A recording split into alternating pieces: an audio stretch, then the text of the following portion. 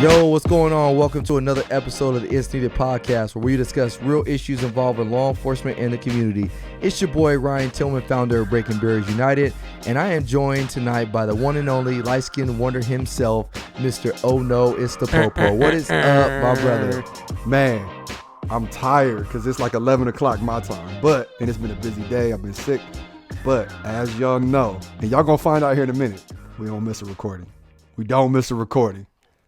If you are our fans out there and you guys listen to this podcast, I want you guys to know how much we love y'all. We love y'all so much so that me, Mr. AJ, and the Savage over here, we've been going back and forth on this group text for like 2 weeks, just trying to figure out when we could record this podcast. Non-stop. And we almost scratched it, but our dedication to you guys was like, nope, we're not gonna scratch it. So AJ came to us right off of work. So it's 11 o'clock his time where he's at, and then I'm doing this late. I got to go put my kids to sleep here pretty soon, and we got to wrap some gifts.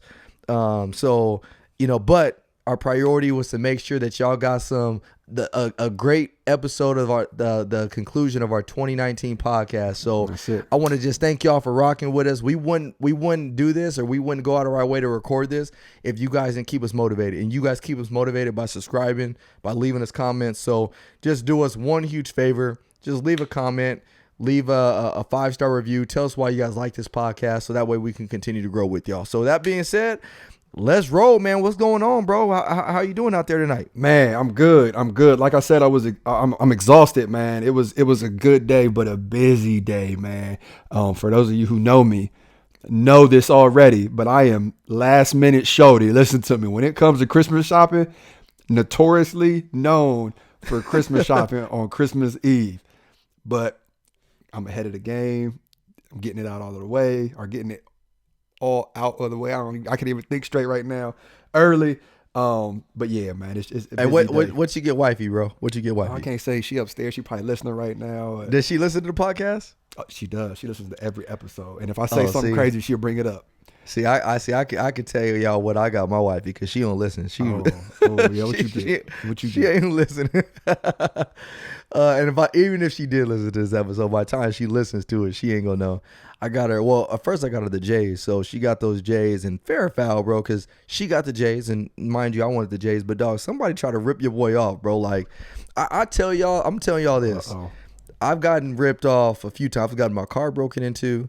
I've gotten somebody that stole my identity last year, dropped my credit score from like 830, bro, to like 760. I got it back up though. How you just go flex on your credit score? I'm just letting y'all know. This brother over here got good credit. I'm just gonna let y'all know. This brother does have good credit. This brother over here does have good credit, bro. Fair or foul. So I got good credit. So that's why I was overly hot. And then the other day, bro, I try to. So let me tell y'all, the Jordans. Y'all know I love Jordans. AJ loves Jordans. They basically sold out, and so I went through somebody else on one of these apps, bro, and he tried to scam your boy, bro, and then he got salty with me. So anyways, like I'm hot, but anyways, I got on that subject because I got wifey a pair of Jordans, and my feet is still bare right now, and you got more J's than you know what to do with. Hey, lips a little poked out right now, and then I got a little bit of some jewelry. I can't say that too loud, but I got some jewelry, man. So that's what I got her. I'm gonna bust it out the car tomorrow. I did get it late though. I'm not gonna lie, I did get it late. So don't hate on me for that. So I'm about to show you. I can't say what I got her because she probably listening, but I can show you right here on this little. So yeah, we on the same. We're on the same. Yeah, we're in the same boat. Okay. Okay. Same. I like it. Yeah, I like it. We'll talk about that. Later. Let's do Officer Down Memorial quick, AJ, and then let's just jump right into it, man. So, because I know we got a lot to cover today, and so, but I'll let you get into the Officer Down Memorial. Absolutely. So, the last podcast we recorded was on the 8th of December, and we came in at 115. The numbers ain't good, man. As of today is the 23rd. We're coming in at 129. So we don't have the list of names that we normally read off just because our schedules have been super hectic. Not that is a legitimate excuse, but we do want to honor every single hero that has fallen in the line of duty this year and every year before. So, we just like to honor them as always. And not only that, man, just, it's that time of the year. This is supposed to be one of the happiest times of the year. And I think I said this on the last episode of the podcast, man, but our job, man, just reminds you how fragile life is. And, Yes. there's been some sad stuff, man. We had a situation in our city last week, and I'm not going to go into details, but ultimately there was a wedding. A guy had got married, and at his wedding party, there was basically an altercation that broke out with some guys that didn't even know anybody that got married. They were just basically almost acting like wedding crashers. And so fast forward, anyways, they got into it, and the groom actually got beat in the head with a bat and killed the same night of his wedding. And so there are some heartless people out there, man. And so that's just a sad situation. And, every single day I hear about other situations out there. So, with all the sadness out there, with all the death, with all the addiction, with all the illness, let's just still try to find the true joy and the reason we celebrate the holiday, which is Jesus Christ being born. That's and he it. was ultimately born to save us from our sins. That's and go to right. heaven. So That's right. So, if you are down, there is hope, guys. There is hope. That's for and sure. that hope is found in Jesus Christ. That is for sure. Hey, so I got to jump right into it because it's killing me that I can't talk about it right now because I got so much. And I know you're going to have a lot to say about this too. So I got to give you the whole story. So just bear with me for a couple of minutes. All right. All right. So keep in mind, I shouldn't say my precinct found a family that lives in our precinct. There's a grandmother. There's 9 kids. All right. They live in a small 2-bedroom apartment. Grandma has a very, very, very, very, very fixed income. All right. She is not making a lot of money at all. Okay. Definitely not enough for 9 kids. Whew. Grandma has custody of 7 of the kids. 2 of the other kids, the mom has custody of, which I don't know how that works. She is a lady of the night. She is a known drug abuser. She's in and out of the kids' lives. All of that aside, right? We find this family. We've known the kids for a while. We're just recently learning about like their living situation, and their need for things that we take advantage of, right? Like where we take for granted. So long story short, we get some money donated to us. We get $900 donated to us to help them out during Christmas. We get them some fresh clothes, Ryan. When I tell you we went shopping for them, we didn't just get them a bunch of clothes, right? And not to take away from the organizations or the people who go out there and buy these kids clothes. That way they have warm clothes on their back. Please don't take that away, right? Like, please don't think that I'm saying that. But we got them nice clothes just because I grew up Cherry Newsies, which is an organization that gives you free clothes. And I remember being thankful for the clothes that I got, but I also be remembering wishing that I had like name brand stuff that I could wear. So we went out, we got them Champion, which I can't believe Champion is back in style now. It is. Adidas, Nikes, I mean, fresh outfits, right? The manager at Dick's Sporting Goods found out what we were doing and gave us like $170 off of our tab. So we had all this money left over. So we got grandma a big, nice, thick Champion winter coat. Because grandma is always wearing like this hoodie around. Grandma out there styling and profiling, bruh. So we're doing all of this nice stuff as a precinct, right? When we went shopping at Dick's, we went shopping outside of work, right? Like we showed up, me and 3 other police officers showed up off duty and did this on our own time, right? And I'm going somewhere with this. Trust me, I'm going somewhere with this. So fast forward, we have $200 left that we have to spend before Christmas. All right, it's Christmas Eve, right? Yeah. So I get with my sergeant. I say, hey, me and Officer Hale, who I'm working with right now, while Jones is off hurt, we have like a lot of stuff going on today. Can you just put us in the book as special? Which means we don't take dispatch runs. We take care of like errands, community events, and stuff like that. Yeah. He was like, AJ, I got you when you need God. Do what you do. So I'm like, all right, boom. So we go to Target. Dude, we're in line at Target. We end up getting each kid their individual blanket, right? Because we don't know what their sleeping situation is like. But we do know that every kid needs a blanket. So we get them really nice blankets, 9 blankets, right? We're in line. They ring it all up. Out of nowhere, people start bum rushing us. Can I get a picture with you guys? Oh my goodness. It's, oh no, it's the Popo, Officer AJ, Officer Hale. There's literally like a small line for me, right? Like people wanting to take pictures. That's cool. So the lady at the register, she goes, who are you? And I'm like, which is awkward to answer, right? Like, how do you answer a question like that? So I go, I'm nobody. I go, this is what we're doing today. Like there's a family, blah, blah, blah. She goes, oh, you get this discount. After the discount, it came to pretty much the dollar that we had left to spend for this family, right? So me and my partner Hale, who's also a believer, we're like, man, this is a God moment. Like this is just, this is crazy. Like, not only are we soaking in a moment where people are running up to us wanting to take pictures with a police officer in a generation where people want us to believe that police officers are hated, but this God moment just happened on top of that, where it's like, hey, you were not going to have enough money. You were going to have to dig into your own pockets, which we both were fully prepared to do and wouldn't have batted an eye at it. But she's like, you know what? That's an amazing story. You get a red card discount. Bob brings it right to what we had, right? So we're like, man, that's amazing. So we leave there. We meet up with a sergeant. The sergeant gives us a cruiser full of toys. All right. He's like, AJ, I don't know how you're going to get rid of all these toys. Oh, we're going to do it. He's like, good luck. I'm like, say less. I record a video of myself. I put it on Facebook, Instagram. And the video is basically me saying, hey, if you're in Columbus, Ohio, if you need toys for Christmas, hit me up. We'll come to you. Let me know where you're at. Send me your address. Dude, I'm guessing I got 400 to 500 messages. Crazy messages. His mom just died of cancer. We don't know what he's going to do with him. His dad's in prison. You know, this kid looks up to you so much. We hit up every single side of Columbus, bro. Like, we were up north, we were out west, we were out east. And everybody who's familiar with Columbus, geographically, it's a large city. We were everywhere. Had a dad of 3 come out crying. He's like, man, I didn't think y'all was actually going to show up. And we're like, what? Yeah, we showing up. Like, what do you need, man? And he's like, this is all my kids are getting. Like, this is literally all they could get. He's like, I work to keep the lights on and food in the fridge. He's giving us a hug. We're like, take what you want. If you want 3 Barbies, take 3 Barbies. If you want whatever.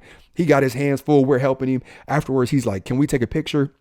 And we're like, no, we don't want this documented. Like, if your kid asks where these came from, like, these came from you, right? Because it's not about that, right? That's cool. It's not about that, right? Yeah. So we passed out all of these gifts except for one Barbie, which I'm gonna pass out tomorrow. I gotta message her when we get off the podcast, because I told a little girl we would set a Barbie aside for her because she was at Children's Hospital.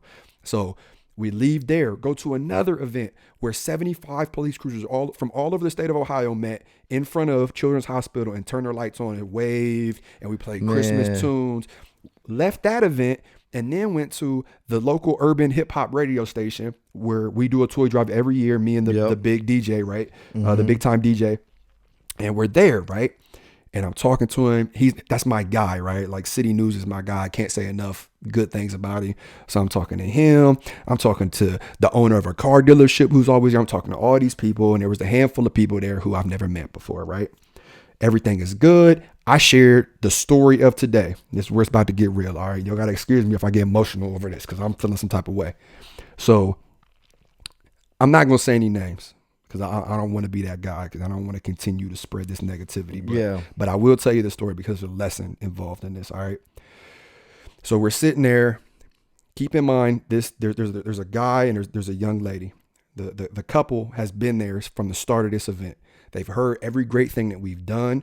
There's other DJs there who have my cell phone number who were like, man, I want to call you tomorrow so you can talk to my nephew again. He's getting out of line, right? Like, so it's easy for someone who from the outside to see who we are. Yeah, exactly. As an organization, as people, and as police officers, right?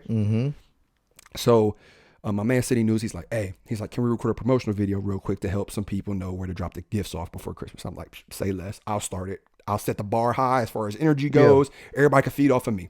So I put my phone in selfie mode. I start recording. My man City News, he's a big time DJ. He takes it over. He's like, yeah, I'm here with my man. Oh no, it's the Popo. I'm here with my guy from this motorcycle club. He's the president. So I pan over. Bam, I got him. He's like, I'm here with this young lady. She's running for Congress. He's like, we're taking it congressional. We got her right here. I pan over to her. Bob, pan back over to us. He's like, I got my buddy from the car dealership. He's here. I pan over to him.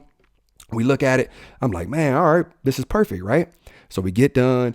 I post the video real quick on my Snapchat, because that's how I record most of my videos, and then I'll save it and share it like that.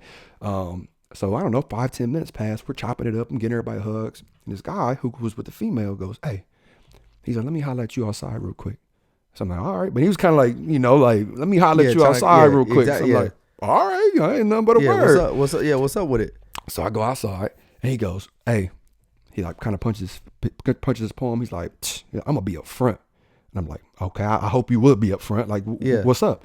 And he's like, I'm uncomfortable. I'm uncomfortable with all of this, as a matter of fact. And I'm like, oh, okay. Like, I'm confused. Like, what? You're uncomfortable with a toy drive? Like, exactly. I'm confused at this energy, right? So he goes, nah. He goes, we gotta talk about the video. So I'm like, oh, I get it now. Like, he wants to talk about the video that he's seen that went viral where I used force on a guy, right? Yeah. No problem. I understand why you're upset right now, right? Let me break it down for you. So I start to break it down. As I'm breaking it down, he's kind of like looking at me sideways, like, Shh. So another DJ comes out and he's like, hey, I'm getting ready to leave. Gives me a hug. So I give him a hug. He leaves. Then the guy goes, nah. He's like, I don't know nothing about what you're talking about right now. He's like, I'm talking about the video you just recorded. And it clicked. And I immediately got upset. And I'm like, oh, okay. I go, so what's up? And he's like, I'm just saying, she's running for Congress and, she takes a firm stand on, and I cut him off and I'm like, oh, accountability. He's like, yeah, accountability. And I go, well, so do I. And I just look at him. So then he goes, nah, but what I'm saying is like, she can't be really seen like in a situation like this. And I go, a toy drive? He's like, who is he talking about can't be seen? The lady running for Congress. Because when I recorded the video, she was there. And when the DJ was like, we got all these people in, every time he would say a name, I would pan to that person. So he said her name, I panned to her real quick and then back to us. So I'm like, she can't be seen with a police officer who is going out of his way to make sure inner city kids who happen to be a majority of minorities have kids or have toys for Christmas. Like, if she can't be seen around a police officer in this setting, then when can she be seen around a police officer? So he starts backpedaling, but he's still kind of aggressive. I cut him off. I said, you know what? Look, I said, I'll delete the video. I go, but when it comes down to it, I'm going to tell you what the real issue is here. And he's standing directly in front of me. I go, the real issue is, and I take my hands and I put them to the left. And I go, we have a small group of police officers who no matter what happens, the police are right. A police officer could kill somebody in broad daylight. Yep. Oh, the officer was having a bad day, or no, that's the wrong angle, whatever. Like, chill. Like, the police officer was in the wrong.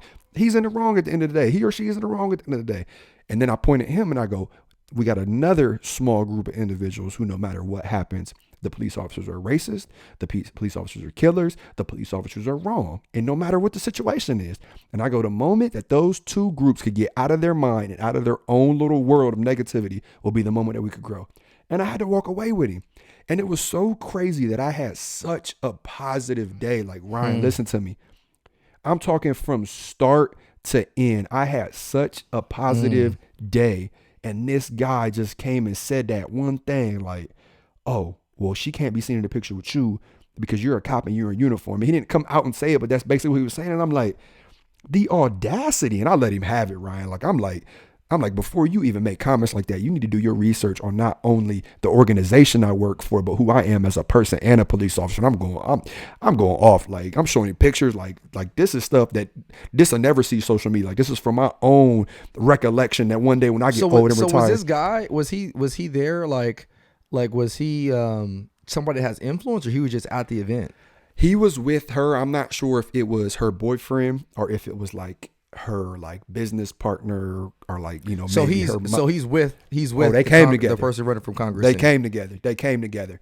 And it just made me mad because there's really a group of people out there who don't even want to be associated with police officers.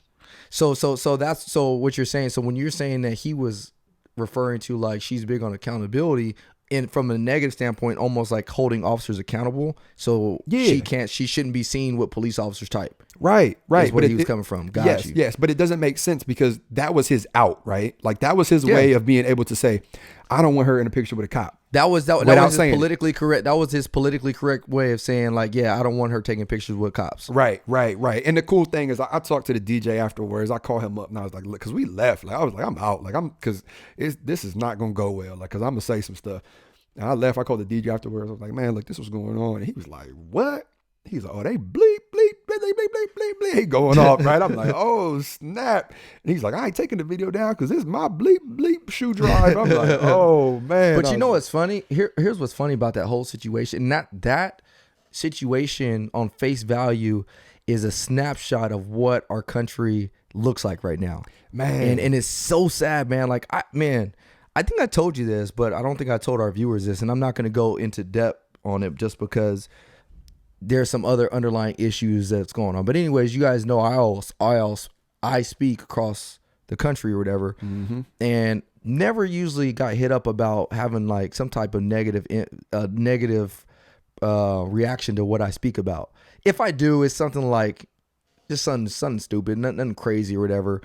But I had basically got hit up on one of my presentations about something that was just like, something that was just put it like this, for all the wrong reasons. Like, here I am, an officer there, change perception about police in the community. They're, humanizing myself with the kids. The kids love me. I love the kids. We taking pictures. We doing this. And you have a person there that is upset with the presentation for all the wrong things. All the wrong things. Mm-hmm. And so just like you, for that split second, I start to feel some type of way like, look, like, here I am trying to do this. It's my day off. I'm away from my own family, trying to make my profession better, trying to make the community better. But yet you want to, nitpick at something that doesn't have anything to do with the reason why I'm here in the first place. Right. And so that, man, and that kind of leads me into, one of our topics for today. And we're going to be brief because we're going to answer questions in a minute. But I don't know if you know this, but that video I posted on Instagram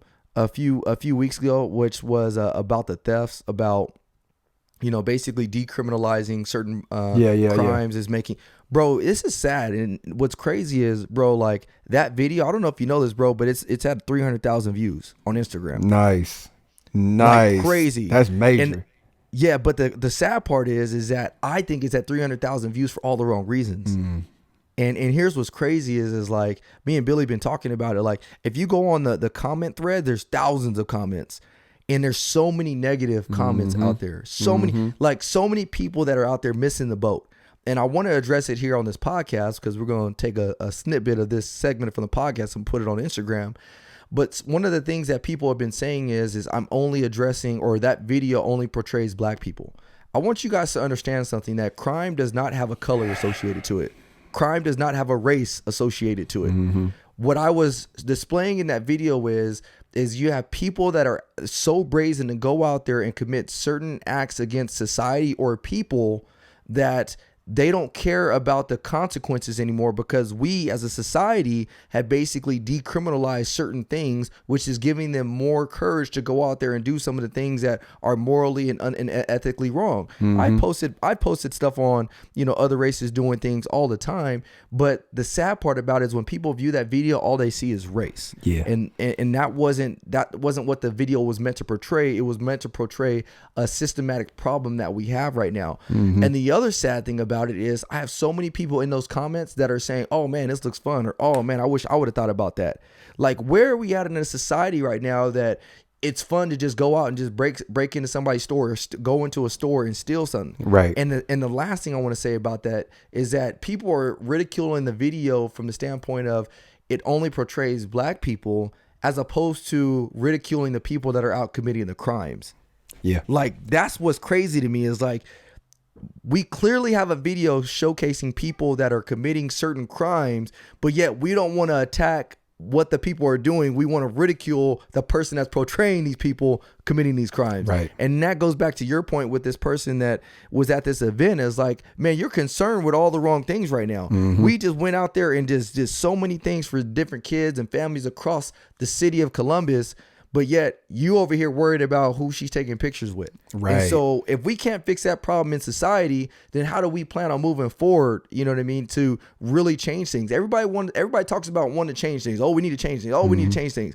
But nobody wants to get out of their box. Nobody wants to stop being stubborn. Nobody wants to stop being prideful and just say, you know what, I'm going to put my pride aside and let me hear exactly what he has to say.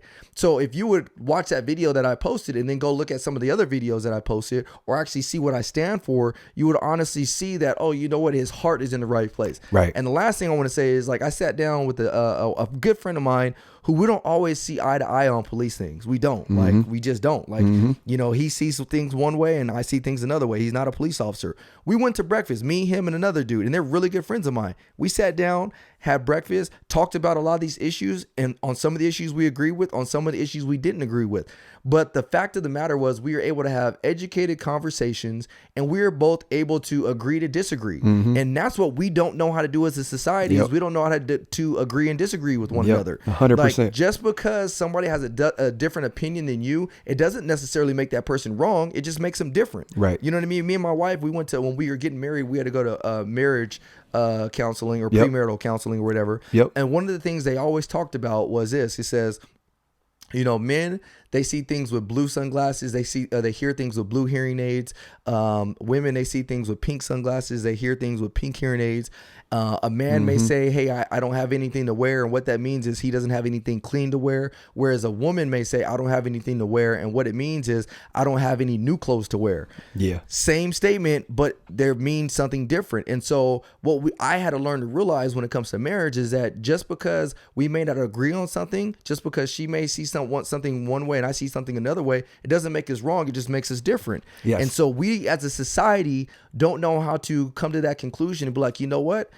I don't agree with them, but yet I'm not going to cast stones on them because I don't agree with them. And that's what's so frustrating is like, we were made differently. God made each and every single one of us differently. So stop being so mad that somebody agrees or doesn't see it the way you see it, and just realize like, hey, we're just different. You know what I mean? I got the name of the podcast. I've got the name of the podcast. Get out of your own way. Get out of your own way. Get out of your own way. And this is why. The exact situation that I said, my example, he needed to get out of his own way.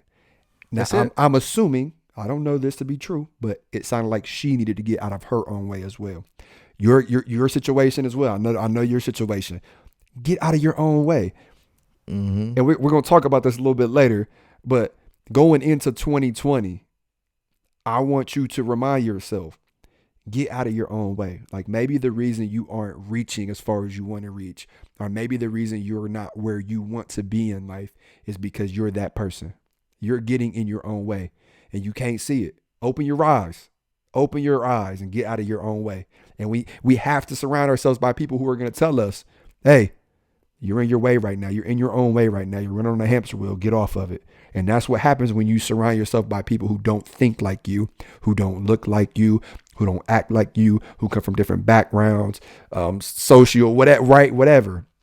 They tell you, hey, nah, that ain't right. They bring a different insight. But when you constantly surround yourself by people who look like you, dress like you, think like you, come from where you come from, has a family similar to yours, that's the only outlook you're going to have on life. And then you're constantly going to get in your own way.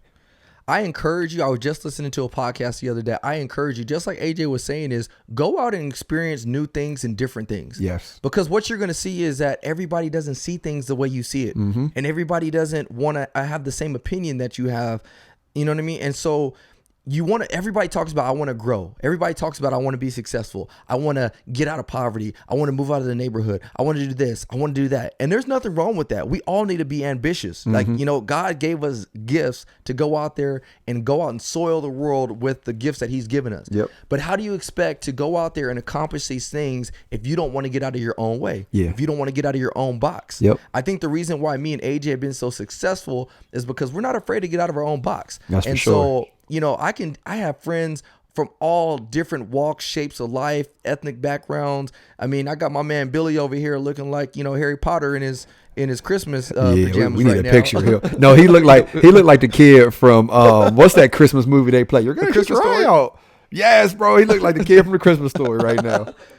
I look like you look like a man child is what you look. Oh man, he's like, where's my BB gun? So, but you know what? Like the mere fact that me, Billy, and AJ, we've all become some of the closest friends is because we just gotten out of our own box. And what I see on these posts, going back to that post that I made, is when people say, oh, only thing I see here is black people. Well, I'm not just talking about black people. And if you guys didn't realize, I am black, and some people might want to call me Uncle Tom or whatever it may be, but it's like, no, I'm not Uncle Tom. I'm just calling a spade a spade. We got folks out here doing things that they shouldn't be doing. And what's crazy is, and this is the most mind-blowing thing about it, is that you go on my page, you see this, and I'm basically talking about, where our system is breaking down at, but yet you ain't going on a World Star Hip Hop criticizing all the videos you've seen on there. You ain't going on some of these other public platforms, criticizing them for, showcasing, black people or white people or Hispanic people doing crazy things. But yet you want to come on my platform and talk about, oh, why are you just contributing to the systematic decline of our,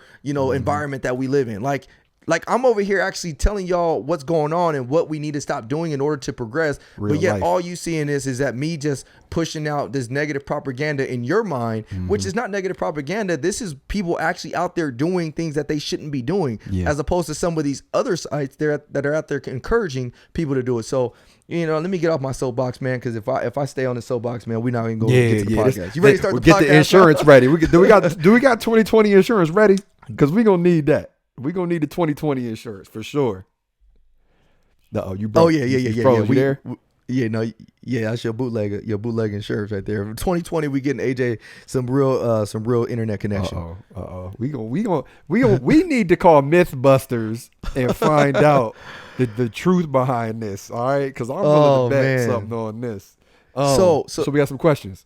So what I want to do first is I want to go into some of our 2019 accomplishments, make it real quick, because I want you guys to know where we've grown as together, as brothers, as an organization, as speaking, whatever it is. And a lot of it is because of you. So I just want to go over some of the real quick things because it's been a phenomenal year, guys. Like me and AJ, and it's crazy. I think the crazy thing is it seems like yesterday when me and AJ were talking about how 2019 is going to be a phenomenal year, and it truly was. Like, far exceeded. I can't, man. Me and Billy were going through like a lot of the posts and everything from the start of the year to where we're at now, and I'm like, man, bro, like we've done a lot this year. So, personally for me, I think I've had over just the 2019 alone, I've had well over 50 some odd presentations. I started traveling, which was a big one for me. I wasn't traveling yet. So I traveled to Michigan. I traveled to Colorado. No, I didn't travel to Michigan. I'm traveling to Michigan in Florida in February, but I traveled to Minnesota, and then I traveled to Colorado. And then, like I said, I've had all types of presentations. Me and AJ and the Savage held our first conference, which was a huge, in the words of Donald Trump, it's huge. It's going to be huge. Understatement. Oh man. So it was a huge success for us. And we are planning on having it again this next year. And then, me and AJ both had a few videos that went viral. My biggest one going viral was my exit dance from Don Lugo High School, which was crazy. So you laughing at me, but, that was cool. I got some of the things that came from that. I was on all the major television networks as far as Kelly Clarkson. And just recently. We got to talk about that. I forgot about that. Oh man, it was funny too. Me and Billy, man. Oh man, we got to. Yeah, we'll talk about it a little bit, but then on the next episode we'll have to talk about what happened there because I was like sworn to. Can't say much about what's going on, but anyways. Okay. Well, I could tell you about it, but anyways, I was on the Kelly Clarkson show, which was pretty cool experience. Which I didn't know she actually took the place of the Steve Harvey show. No. So, yeah, because Steve Harvey used to be on before Ellen, and now Kelly Clarkson is the one that comes on right before Ellen. So same network, just right before. So that was pretty dope. It was crazy. That was real Hollywood. Billy went with me, so it was cool. And then we featured a couple other times on some of the other networks and stuff. So it was a successful year, man. Tell us about some of the success you had, AJ. Man, I think my biggest success right now that my man Ryan helped me out with, a lot of people in my inner circle, is I will be making the same moves that Ryan made this year, next year, hopefully. God willing. We do. No, it's gonna happen. My secondary employment got approved. For those of you who don't know, where I work, the division I work for, like we have to write a letter and it has to get approved by the chief in order to have secondary income. And it got approved. I had to jump through some hoops, and it was for a reason. I'm kind of the first to do what I do where I work and in many other places. But it got approved, and I'm already talking with people who want to fly me out and do stuff and working on some contracts with my man Ryan has been a huge help, man, because he's just the man, and some other people who do that as well. So I think that was one of the biggest things. Social media is growing like wildfire, which is cool because people get to see the positivity instead of the negativity that's force fed to us every single day. I wouldn't even begin to tell you like what the number was at the beginning of the year. But Billy said it before we started recording. I think with all of my platforms combined, I'm over 1 million. So that's crazy. Over 1 million people are going to see a positive interaction with a police officer pretty much Monday through Friday, because that's when I try to post something new. So that's super dope. We got our Killing little one on the way. Due February. Woo, here we so, go. So actually, I'll take Here all we of that go. back because that's the biggest. That's by far. Yeah, the that's biggest. legacy right there. That's legacy. That's exactly what that is, man. That's legacy. We're super pumped about that, man. And life is good, man. Life is, man. That's a whole other. And you know what's funny about that is like, and the reason me and AJ talking about these successes is because I want to encourage you guys. Like, you can see the smiles on our face and the energy that we have. That's not to say that we didn't have our struggles in 2019 either. Shoot, AJ had a freaking video that went viral of him punching somebody in the face. Yeah. You know what I mean? So, you know what I mean? There was death, there was sickness, there was so many different things that happened to us that were negative. I mean, even relationships with me, man, people that came and people that left, and it sucked. And at the time going through it was hard. But at the end of the day, you got to realize is that life is a roller coaster, and we got to stay on that roller coaster. You can't just want to jump off. And so I want to encourage you, 2020, if y'all thought 2019 was big, 2020 about to be crazy. And then the other thing I want to say is this is specifically for police departments out there is encourage your officers to utilize social media platforms if you're not already. And here's why. The reason you need to encourage people to utilize social media platforms is, think about it. The world got to see me engaging my students, at Don Lugo High School in such a positive manner that left them with an impression like, man, this isn't everything that I see on TV. This isn't everything that I see on social media. Think about how many kids AJ is impacting through what he's doing on TikTok or what he's doing on Instagram or just going out there and giving presents.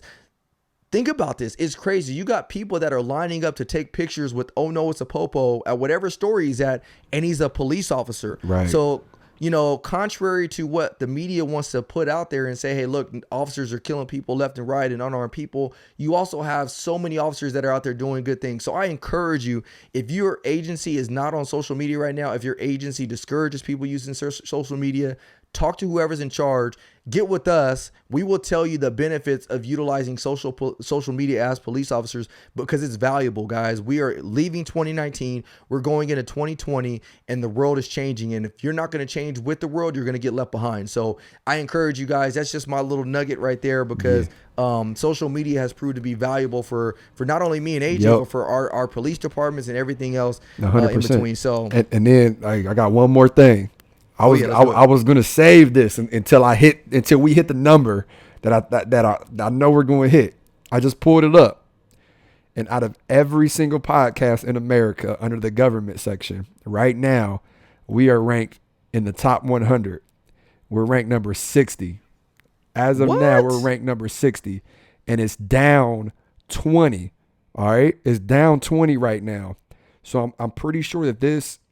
It's per podcast, I think is what it changes. There was a time where we were at 30 and I was going to wait for us to hit the top 20 to say something. But we're ranked number 60 out of every single government podcast in America. And surprisingly, we're ranked number 110 for Canada's government section out of all the podcasts. Wow. And listen. I wonder how many podcasts are out there too. Thousands, bro. Thousands. And listen, think about that, Ryan. I'm talking to you, bro. I want you to hear this. Do my money dance. Happy dance. But Ryan, I want you to think about this, man. Not a lot of people know about everything that we had to go through to still be on this podcast. Oh.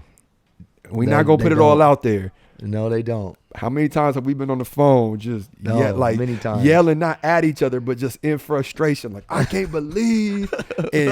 And I mean, we had guests cancel last minute. We had guests turn out to be something that they're not. I mean, listen, when I tell you that we pour our heart and soul into this podcast, we mean it. Like, we mean it. I mean, I brought stuff to DC for Police Week because I didn't want to miss a podcast. Ryan has been on here on his deathbed recording because we don't want to miss a podcast. Like, it's 11:25 p.m. my time on Christmas Eve, right? Like, listen, we don't miss an episode, but that is a direct reflection of why we are putting up these numbers we're putting. So remember that. Ooh, 2020 it's gonna be huge. And Top not only 10. that, guys, it's only because of you. So I want y'all to remember that it's only because of you. For sure. This podcast is a success only because of you, and it's only going to get better, guys. And so we have a lot of good things in store, and because it's because of you, we want to make this episode specifically for you. And so what that means is we're going to transition into taking a few questions. So we asked you guys, what are some questions that you guys have for us? And so what me and AJ are going to do is we're going to take the last moments of this podcast to answer some questions for you guys. Because again, we do this podcast for you guys. It's only for you. We enjoy it, man. I love it. Like I love, this is my therapy. I've said it for day one. This is my therapy.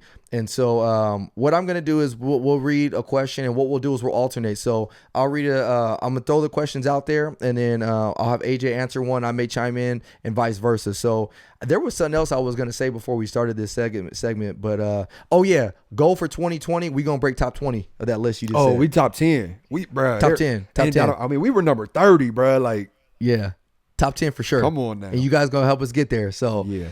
Let's turn it back to you. So first question, let's go. So we got, this is a deep one. This comes to us from James Mossel. When should you be talking to a doc about PTSD related issues or stresses from the job? That is a deep one. I think and to be more specific, like what your norm is. When you know your norm, or when you start to see that your norm decreases. So say your norm is you get off work, you have a beer. That's your norm. But all of a sudden you go home, that beer turns into 6 beers or a 12 pack. Now you're throwing some liquor down, right? If your norm is your kids get on your nerves and you yell at them every now and then, right? That's your norm. But if that norm is turning into now you snatching your kids up, even when they're not doing anything wrong, they're just being kids, it's time to get looked at.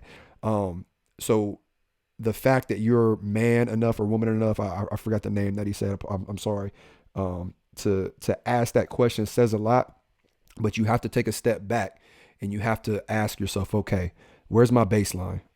Is my baseline this? If it's not, it might be time. And there's nothing wrong with asking for help. There's nothing wrong asking for help.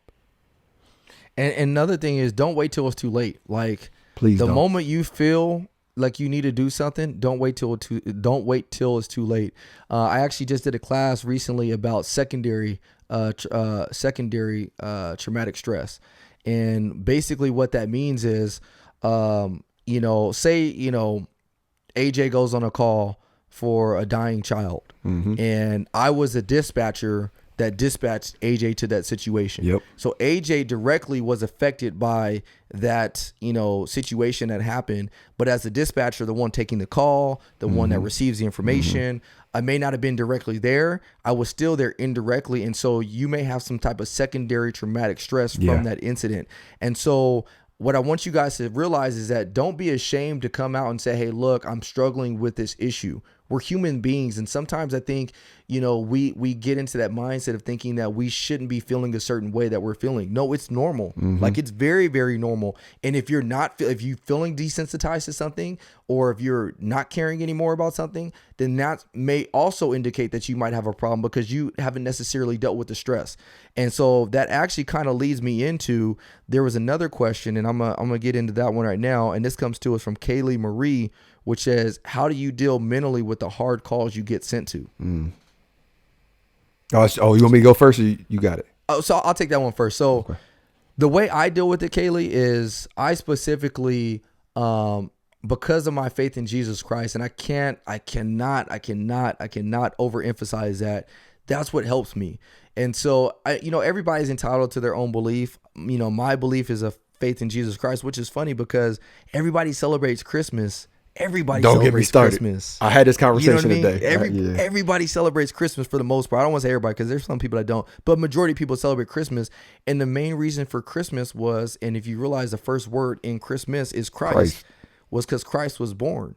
And so with that being said, is when I was in college, I grew up in the Catholic Church. So I always believe in God and Jesus Christ. But it wasn't until I became a Christian that I actually learned what it meant to actually have a personal relationship with God. And so I will never forget one of the first calls I ever went on that I actually really experienced the need for having a relationship with Christ was I was talking to a guy who was wanted for a few warrants. And long story short, when I went to take this guy into custody, he ran from me. And when he ran from me, he ran up onto the freeway.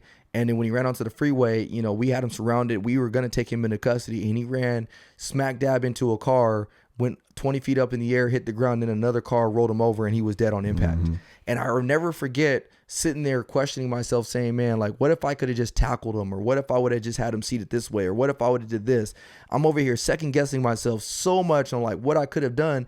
And then it hit me and God was like, Ryan, I don't care what you would have done tonight. You were not going to prevent this man's death. I am still the one that's in control of the earth. I created the heavens and the earth. I created the air and the sea. I created everything. I created every single plan that's out there. And so no matter what you would have done this night, it was my plan for me to take him from this earth that night. And that's when it hit me. It was like, you know what? I have a job to do as a police officer, which is to go out there and protect and serve, but I'm also not going to be ultimately in control of every single thing on a spiritual level. And so for me, the way I deal with things is spiritually. I always, you know, either get into my Bible, pray, worship, or talk to somebody in my life that's a spiritual mentor that can help guide me through those situations. Yeah, absolutely. Absolutely. Mine are, I wrote them down: faith, family, friends, gym. That is my outlet. And that is the order. First and foremost, I believe in Jesus Christ. Like, I'm always turned in that direction whenever I need something, whether it's just, I got to talk to God. Like, look, hey, God, look, now, this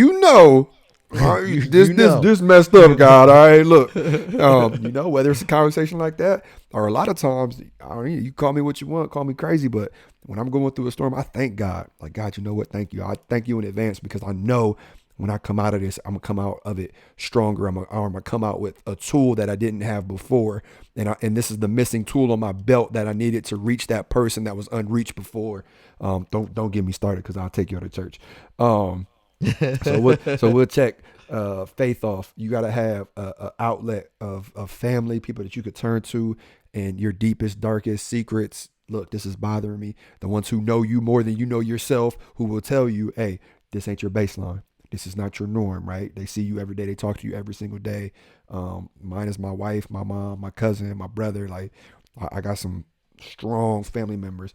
My friends, listen, if you can't go to your friend and tell them the craziest idea in the world, and if they don't show you nothing but support, now I ain't talking about them friends. Them are associates. I'm talking about friends, ones you call in the middle of the night, like, hey, I need you. But hey, I'm in California. I'm gonna hop on a flight. It ain't a problem, bro. I'm on the way, right? And in the gym, you gotta physically take that. You need an outlet. You need a physical outlet as well. So that's how I get past everything. We're human. We're gonna see messed up stuff, especially with a job like this. You can't get around it. It's part of the job. There are days that suck to be the police, but when you have outlets, it makes a world of difference. A world of difference. I love it. Shout out to you for asking that question. Over to Izzy 916. Should officers be more well trained before stepping into the patrol field? It depends on the agency. We have 6 months of training where I work, and then after those 6 months, we have 6 more months of riding with officers. You alternate. You do what's called a city tour. They put you on the west side, they put you on the north side, they put you on the south side, they put you downtown, and they put you on the south side. They put you with different types of officers, really aggressive officers who like community stuff, whatever. But then there are some agencies that there's like a 3-week, 4-week academy. Hey, here's your gun and badge. I think 6 months is good. I do think 6 months is good. Do I think making it longer would hurt? I don't. But you also have to understand that when there's a need for officers, there's a need for officers. And even waiting 6 months to have those officers on the street, I'm not saying it's right, because it could be detrimental. But it's definitely something to take into consideration when you're talking about stuff like this. So I think 6 months in the classroom is good, but I think it's like a fight, right? Like, you could train and train and train all day long, but until you actually get socked in the face in the ring, you don't know what you're doing. So you really just got to go out there and get your feet wet, for a lack of better term. So I think that time is what really matters. And Izzy, to answer your question as well, I think too, there's no such thing as not enough training. Like, Yep. Or there's no such thing as I've trained enough. Yeah. You know what I mean? We can Too much, always yeah. train, or too much training. Yeah, exactly. There's no such thing as too much training. Yep.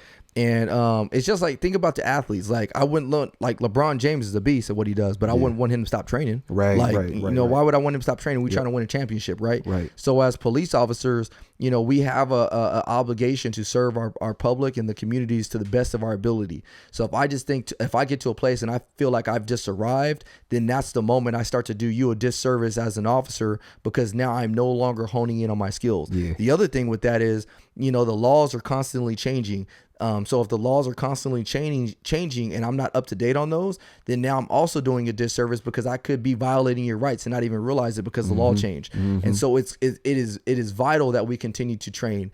So I encourage you, if you're an officer already, if you've been in an officer, let's say you've been an officer for 15, 20 years, 25 plus years, and you're still doing this job and you're listening to our podcast, you probably need to train more, just because, you know, over time, I was just telling one of the new officers the other day, it is inevitable that complacency will start to set in. It's inevitable. We're human beings. There are some things that just happen naturally. Like, I don't care what you do in life. Like, you start going to the gym, you know, when are you most dedicated when you go to the gym, AJ? Like if say you've been out of the gym for a while, you start going back to the gym, when are you going to be the most motivated to go to the gym?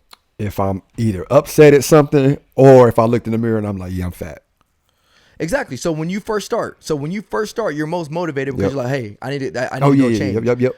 But then you're least motivated when you've been going for 6 months to a year, you know, because now your body starts to look all good. Yep. And now it's like become more of a chore, because now you don't want to eat right just because you missed some of the old stuff. That's a good point. So just naturally, inevitably, as a human being, you're just going to start to get complacent in things. In sports, you know, you become the man, you become the myth, the legend out there on the football field. You start playing and everything. Yep. And then when everybody just goes to you because they know you're good, you know, that's the point where you need to start training even harder, because complacency sets in. You stop training a little bit. You stop going to the gym early. You start, you know, leaving the gym a little bit earlier. And so if you look at some of the greats, Tom Brady, LeBron Tyson. James, Kobe Bryant, Tyson. That's what happened with Tyson. All those, yeah, exactly.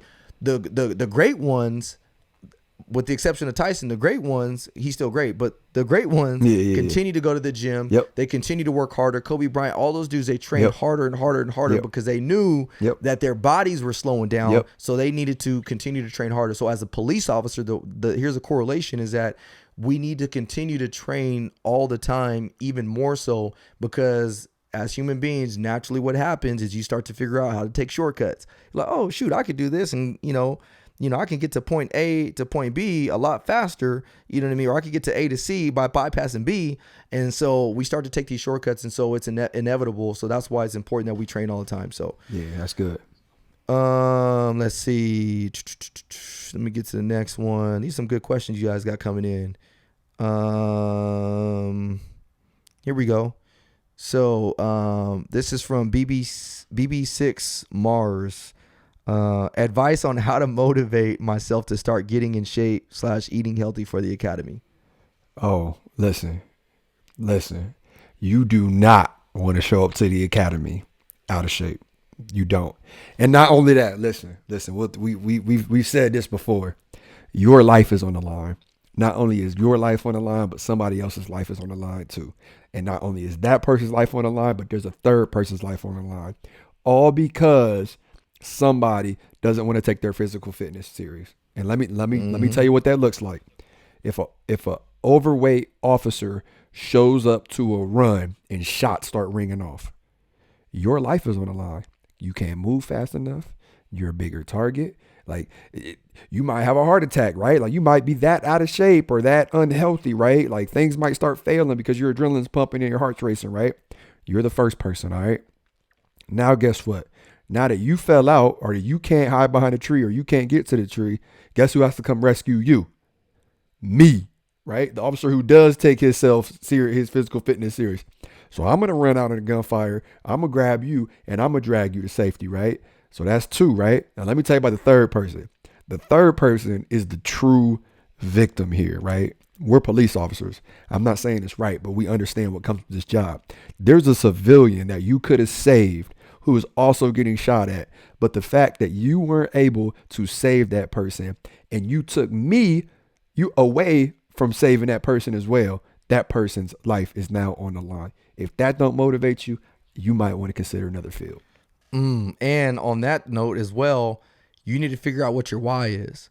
So for me, when I went to the academy, my why was my wife who was pregnant. And so I knew if I was not in physical shape, that I was not going to make it in the academy. And if I didn't make it in the academy, who was going to be affected? My why, which was my wife and my newborn baby. So your why needs to be more stronger than your lack of desire to go to the gym.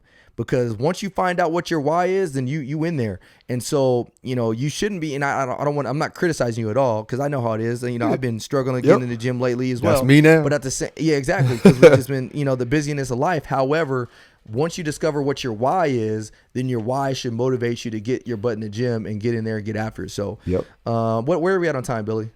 Because 55. Okay, cool. We got a little bit more, a few more minutes. This is a good one for all of us, actually. Okay. So, Billy included. How has the podcast changed yours, AJ, and Billy's life? Bruh, I was literally just about to ask Billy that. So, Billy, you got to answer, bro. I don't know. You got to get up and get on the mic, or if we can hear you from there, but I'm curious. Yeah, come get on the mic, Billy. Hold on. He's like, I got to get behind the camera. I don't know. The way my pajamas are set up, I don't...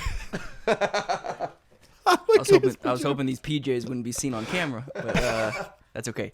That's a big question. I hate being put on the spot, man. I'm terrible at this. You guys have a gift. Well, honestly, when teaming up with you guys, I knew zero about law enforcement. So I guess just like everyone else listening to this, I'm learning every time that I'm recording and editing. I hear everything at least twice with editing and editing the video and listening during recording. So learning about law enforcement in general, getting to know you guys. BBU is something I'm passionate about. So having a goal every day and enjoying what I'm doing. Being a part of the podcast has affected me a lot. Definitely. Nice. I like it. He's like, I'm going. So just so everybody knows, that will not be the response that is on the podcast. Billy gonna chop something up. He gonna put something. He gonna sound sophisticated. Not that he didn't dare, but he gonna sound. It's gonna be crisp. He gonna be like, yeah, actually, indubitably. Like, all these big words. Some words. And what's funny is he could do that because I ain't got no wherewithal how to do that, man. No, he could do it. It would sound flawless. He would be grabbing the mic and everything. Let me think. What about you, AJ? Man, this podcast, man. Listen, I get to chop it up with my brothers, Billy and Ryan, every single day, and we get to pick each other's brains. And the cool part about it is, if you've been listening to this podcast long enough, like, we don't always agree on things, but guess what? We don't fight about it. I don't write Ryan off like, he gonna on the podcast, he gonna say he don't agree with me. Like, nah, that's my boy. Like, that's my dog. And the same thing with Billy. Like, we've had conversations with Billy, and Billy's like, well, what about this? And it's like, well, I don't feel that way, but I'm glad you do, right? And it's just like, you learn from that. Like, you learn a different perspective. And I should have put this on my outlet list. Like, this podcast has helped me so much. Like, I don't know where I would be right now if it wasn't for this podcast. When I was going through my situation, Ryan was one of the first to hit me up. And he's like, bro, can I put it out there? I said, put it out there, man. And he did a phenomenal job with it. And afterwards, this was the first place I talked about it. And I got emotional talking about it then, and I'm getting emotional talking about it now. Like, we really pour our heart and souls into this podcast. Like, I wish y'all knew. We could tell y'all till we blew in the face, but this podcast has definitely changed me for the better. I could go on and on. I mean, if it wasn't for meeting my boy Ryan, I wouldn't have these 2020 goals going into it, right? Hey, I wouldn't be out here doing the little consulting thing on the side, right? Like, there wouldn't have been a conference, and y'all don't even know what happened at that conference. Y'all don't even know yet. Y'all gonna find out. Y'all don't even know yet. And you know what's funny for me? I think the way it's changed is, before I start doing this podcast, I was doing a lot of the work that I've been doing now. I've been speaking and everything, but I faced so much criticism, unfortunately, from law enforcement officers. Yeah. You know what I mean? And I think it was because it was new, because I was actually going against the grain, calling people out when they screw up. And so when we started this podcast, I start seeing that the people that I was dealing with, close to me, were just a small percentage of the people out there that actually really do support what I do. Yep. And so when we start getting inquiries from Brazil, Canada, Bruh, what? Germany, New Zealand, Australia, people telling us to continue to do what we do. How when we start seeing people and Billy can attest to it, and you can too, that pour in and say, "Hey man, I just graduated the academy. You helped me with this. Yes, you know, bro. hey, Yes, bro. I never wanted to be a police officer, but now I do. So you guys encouraged me with this." Or I was going through this situation and you guys helped me get out of it.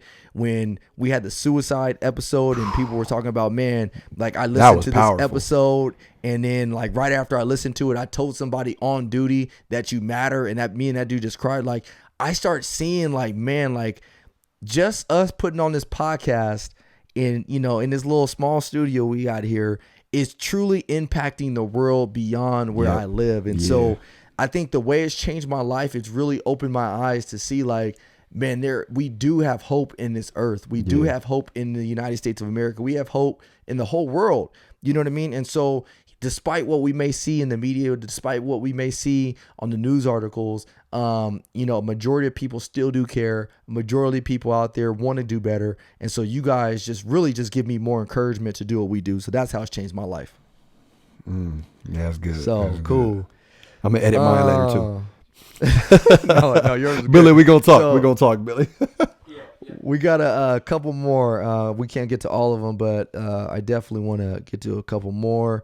What things can we do to create a positive culture? I notice a lot of dark negativity in and around law enforcement, and that comes to my boy Michael Ross, who is adamant follower of what we're doing. So appreciate you, Michael. So go ahead, AJ. I'll let you take that. Oh man, just it's gonna sound like cliche, and you're gonna be like, "Oh, great," but like, be the change. Like it's like for me, it's really that simple. Like if you want to see more police officers in the community, then start, and then you'll see a domino effect. Like I can't tell you how many officers on my precinct are involved in some manner, or shape or fashion of community policing. And I don't want to be the one that like takes credit for that, but it's cool because when I first came to the precinct, a lot of the officers were aggressive. We're going to go out here, we're going to get guns and dope.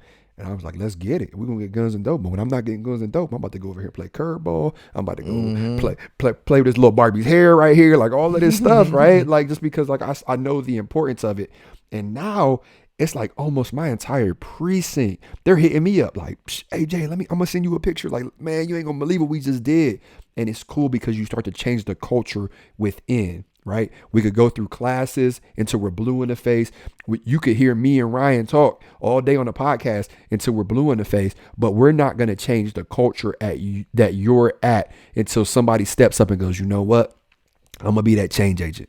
I'm going to be that first domino that falls that allows all the rest of them to knock down. So just be the change. Like whatever you want to see positive in law enforcement, make it happen. And the rest will happen. And I think for me, the way to answer that question would be two things. Don't lose yourself. Mm-hmm. Don't forget who you are. Yep. And this is specifically for the police officers out there. Don't ever forget who you are before you became a police officer. Like that's number one, man. Like you're going to go to those calls. You're going to deal with negativity. You're going to go to dead body after dead body. You're going to go to the murders. You're going to go to all that crap. But don't lose yourself. Don't forget who you were before you became the police officer. Yeah. Because if you do, then you're going to stop having empathy for the people that really need empathy. Yeah. And so I think I encourage you out there, man, find outlets like AJ talked about earlier, faith, family, friends, and gym. And the other thing is just, continue to empathize, find that empathy. Remember that when you deal with somebody on their worst day, to you, it may just be another call, but to them, it's their worst day. So I need you to just remember, like, look, I'm dealing with somebody at their worst time right now. And what would that situation be like if it was you going through that situation? Yeah. Always put yourself in somebody else's shoes. Yep. Because when you put yourself in somebody else's shoes, it just may help you empathize a little bit more. So that's my first thing. And the second thing is if you're a civilian out there, get outside of your box, get outside your comfort zone. We talked about this earlier. You need to get outside the box. It is popular not to like police right now. And I hate to say that, but it's true. It is very popular for people to say, I don't like the police, because that's what is out there trending. It is very sad that that video on my Instagram account has 300,000 views. Yeah. And the dancing video that I had has about 150,000 views. Yeah. that's crazy to me.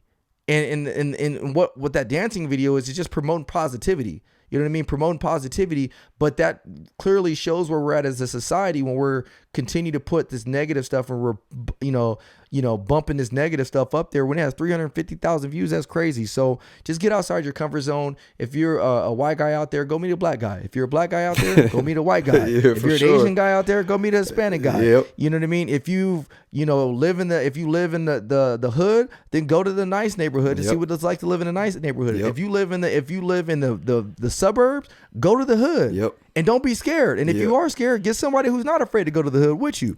But go do these things. It really takes you getting outside of your box, because I've been to the nice areas. Man, me and my wife, we went to go see Anita Baker the other day at the Staples Center, and the guy that took us, he's a dude is very, very well off. Let's put it like that. He's just very, very well off. And we're experiencing the Anita Baker concert in a suite at the Staples Center where all you can eat food, all you can eat dessert, and we chilling, walking around, doing whatever we want to do. So that was cool for me because I got to see what it's like to live that life. But at the same time, I just went to go deliver a guitar for E.T. Eric Thomas, the hip hop preacher. He bought a guitar for a kid at a local high school here. And man, like the neighborhood, it wasn't the best neighborhoods, you know what I mean? And that kid was so appreciative of getting that guitar, and that guitar could potentially change his life. And so I subject myself to everything because by subjecting myself to everything, it brings me back to a reality. It's funny, man. Like my kids right now is Christmas. And so my kids ask for everything. Mm-hmm. And sometimes as a parent, I'm like, man, like, should I get it, man? I don't know if I got them enough. And then you go see the kids that don't get anything. The kid that just wants a pair of socks. You know what I mean? The kid that just wants a blanket. You know what I mean? And it's like, shoot, my kids don't need crap. You know what I mean? Like, what am I buying them a Nerf gun for? Yep. And so I do those things because I need to realize what is really out there in this world. And so if you're a civilian out there, get out of your comfort zone, shake an officer's hand, tell him thank you, tell him you love him, whatever it may be, because we both need each other in order to survive. So let me get into the last question. And then we'll wrap this podcast up. Man, this has been a phenomenal podcast. I think so. So, let's end it on this one. This comes to us from Justin MP. Was it tough getting to where you're at right now? Man, which one of us going first? I'll start. Yes, it was tough. And I say it like this, anything worth doing in life is going to be tough. Mm-hmm. I was just listening to a podcast before we got on this one tonight that talks about, we come to a fork in the road, and on the left side of the fork, it says, oh, this is the easy road. And then you go look at the right side of the fork in the road, and this is a hard road. Majority of people are going to go to the left side because everybody wants to go the easy route, but the easy route may not be the most beneficial for you. It may be comfortable, but it's not going to be the most beneficial for you. Whereas you go to the right side of the road, you're going to have your ups, your downs, and it really looks like, if you look at the terrain sucks. You know what I mean? You're going to need an off-road vehicle. You might need to fly somewhere. You might need to go scuba diving somewhere, and it looks treacherous. But at the end of that tunnel, what you don't realize is that you're going to be on top of a high mountain, whereas if you would have went the left side, you would be down just on a regular plane with everybody else. And so, a lot of times people want to take that left road, but if you go the right road, it may be more treacherous, but I guarantee you it's going to be well worth it at the end of it. So take the hard road. Was it hard for me? Yes, it's still hard in many different ways, and it's only getting harder because the more success we have, the more difficulties we have, but yet I will go on this road 100 times over because I know what's at the end of the tunnel. So yes, sir. That's my answer right there. Oh boy, I'm about to get deep with y'all real quick since the last question. This is a phenomenal question. Yes, all capital letters. Yes, it was hard. I have seen it all. I've been through it.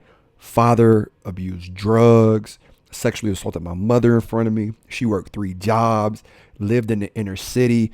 It took me 5 years to graduate high school. I was made fun of that. I had to go to school with generic clothes because we got them for free because my mom couldn't afford clothes. I remember eating peanut butter and jelly sandwiches for dinner every single day, not knowing where the next meal was going to come from.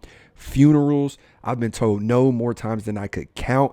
I took a year out of my life and went through my first police academy process just for them to tell me I'll never be a police officer. I was told I'd never make it to C-21. You'll never be anything. You'll be in jail. No. You can't. You're not good enough. You're too hood. You're a minority. You come from this, whatever. And I say all of that to tell you, look at me now. Look where I'm at now. I'm a police officer at the agency that I wanted to work for, the same agency that told me no. I sit on a governor's board where the governor handpicked me to help change policies and procedures for the entire state of Ohio when it comes to community policing and help bridging the gap. I now sit on a podcast that's in the top 100 section of the United States with my man Ryan, and we just hosted an extremely successful conference. Like, has it been hard? Absolutely. But has it been worth it? Yes. It's gonna be worth it. There ain't nothing in life worth having that ain't worth having hard. Listen, ain't nothing gonna be handed to you. Being a Christian is hard, right? Like that's biblical, right? When you believe in me, you gonna go through hell. Like people are gonna try to crucify you like they did me. It's hard. Doing the right thing is hard. Being what you want to be in life is hard. And a correction, being what God puts you to be on this earth is hard. But you got two options. You could give up, and you know where that's gonna get you. Are you gonna get where you want to be? No. Or you could risk it and go, you know what, I'm gonna toughen up. I'm gonna get through these no's. I'm gonna get through the fact that I got every curveball thrown at me. I've been kicked down, I've been pushed down, I've been smacked, family told no, funerals, people dying, family members stabbing me in the back, relationships failing, drug abuse and all of that. And I'm gonna still shine and risk getting your dreams. Those are your options. Boom, boom. Man, AJ, so that being said, man, any last parting words for the year of 2019 as we move into 2020 for our fans and listeners and viewers out there? I do. Absolutely, I do. And this is like, I'm like kind of getting emotional. Like, it's weird because I know, it's weird because I know we're going to have another podcast, but you know, it's just, this is a year, man. A year that we are not supposed to have, man. And you know what I'm talking about, man. Like there have been a lot of sabotage thrown our way, a lot of hate, a lot of naysaying thrown our way, bro. Like we ain't supposed to be here. So absolutely I do. For everybody listening to this, for you, Ryan, for you, Billy, and I'm going to ask myself this before I go to bed. I want every single person hearing this to close their eyes and imagine where they were January of this year, the beginning of 2019. Everybody had goals. Everybody had dreams. Everybody had things that they wanted to accomplish before the end of the year. Let's fast forward to today. I guarantee you not everything on that list is checked off. I guarantee you, because I have things on my list that aren't checked off. You probably have things on your list that ain't checked off. Everyone I've talked to has things on their list that ain't checked off. Some people have more, some people have less. I want you to ask yourself, why aren't those things checked off? Who is it to blame if those things ain't checked off? And for 2020, I want you to shoot for the stars. I want you to shoot for the stars. Just 12 months in a year. I want 12 humongous goals, things that you were told you could never accomplish. And 2 of those goals, I want to be so big that they scare you. I want you to be scared writing them down. And I want you to pray on them every single day. I want you to think about them while you sleep. I want you to think about them when you're awake. I want them to haunt you until every single day, every single minute of every single day, you're thinking about it. And I want you to celebrate when they become a reality. But you got to hold yourself accountable. I'm holding myself accountable. There are things that I wanted to do in 2019 that didn't happen. It's my fault. It's my fault. I can sit here and say, oh, my aunt died. Oh, I went viral for punching somebody. Oh, I did this. Oh, I did that. All of that is what it is. Turn around the world. Right. All of that, it is what it is. I can't change it. But what I can do is I can control where my focus is. So going into 2020, I love this saying. 2020 is the year of vision. I want your vision to be 2020. I want your eyesight to be 2020 going into this. I want you to write down 12 big dreams. And I want 2 of those 12 to be so big that it scares you. And I want you to go out here and I want you to get it. Because we did, and we got what we were supposed to get. So I know you can. I know you'll get it. Man, that's deep. And shoot, I don't even know. I don't even want to follow that up, man. But AJ's so right. If we can do it, you can. And it's going to be a difficult journey, but it's well worth it. And so I guess my parting words to you guys, it's funny. The one negative, which wasn't necessarily a negative comment, he said this is the only reason why he didn't give us 5 stars because we talked too much about religion. But I'm not going to quit talking about Jesus Christ. Never. And so the one thing I want you guys to know is, this is a Christmas season. Christmas with Christ at the beginning. and Christ is the reason for the season. And AJ talked to you guys about going out and getting your goals in 2020. And the reason he's telling you guys about that is because, like we've always mentioned, every single one of us has been gifted by God to go out there and change the world. That's right. And so when you leave this earth, are you going to leave the talents that he's given you on this earth, or are you going to be able to stand tall and say, God, I've exhausted every single talent that you gave me? That's right. And so that being said, there's something that I wrote down. I always write down different things that come to my mind when I'm just out and about. And one of the things I wrote down was, if you go to heaven, all your friends have the chance to go to heaven. If you go to hell, all your friends have the opportunity to go to hell. What kind of influence are you? And what I get from that is, think about that. If I go to heaven, that means like that's on my heart. Yep. So if that's on my heart, that's what I'm going to influence people to want to go to heaven, to go with me. You know what I mean? Because that's what I care about. But if you don't have no relationship with God, if you don't have no spiritual foundation, if you don't know if heaven or hell is real, preach to him. Why even take the chance? Like, why even take the chance to figure out whether or not if heaven or hell is real? Let's just say it is real. Let's just say by mere chance, hell is very real, and you don't believe in it. You don't believe God. You don't believe in heaven. But let's just say in that small percentage that it is real, that hell is real. And let's think about the influence that you have on the world. So if your influence is so big, think about all the people around you who are influenced by you that you are now taking to hell with you because of the influence that you had. And so for me, having that influence, knowing I have influence and knowing who I believe in Jesus Christ. I believe that Jesus was born on December 25th. I believe that Jesus came on this earth to save us from our own sin, to save us from our demise, the things that we're struggling with on this earth. Oh, shoot, I'm getting choked up.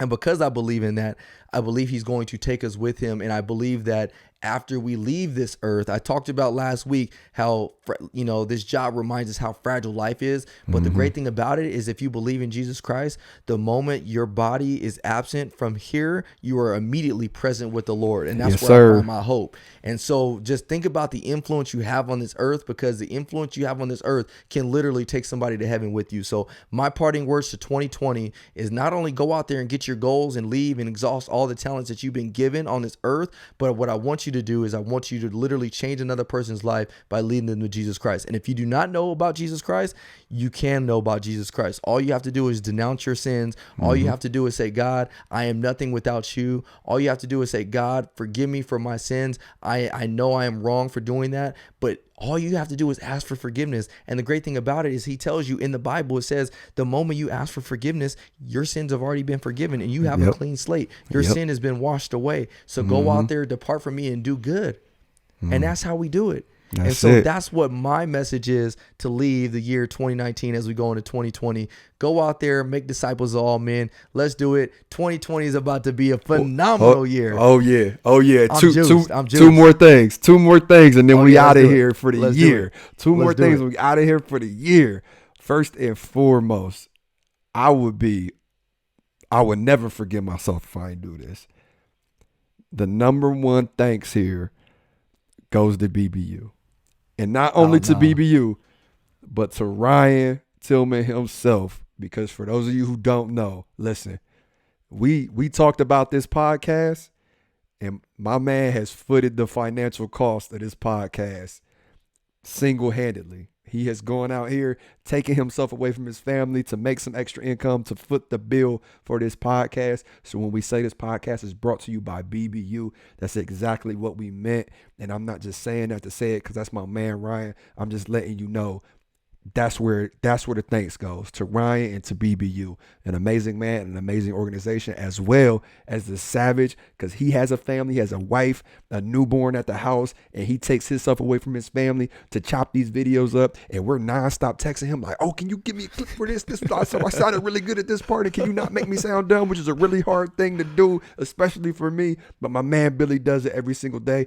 So huge thanks to y'all for making this happen, because y'all have helped me out in 2019. And the last thing is, Ryan, can you pray us out into 2020? I sure can. AJ, I love you, bro. Billy, I love y'all.